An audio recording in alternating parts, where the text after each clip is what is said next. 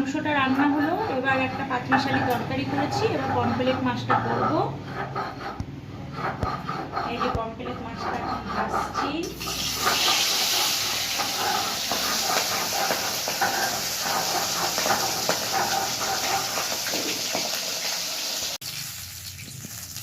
এবার আমার মাছ ভাজা হয়ে গেছে।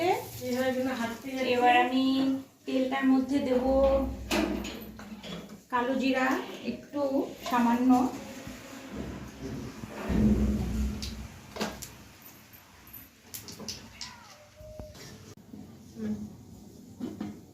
এই যে ঢাকনাটা সরিয়ে দিলাম, ঝোলটা ফুটে গেছে।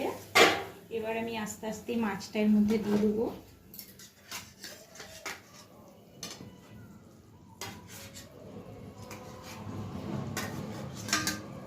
এবার এটা ফুটে গেছে, এবার হয়ে গেছে মাছের ঝোলটা। এবার আমি মাছের ঝোলটা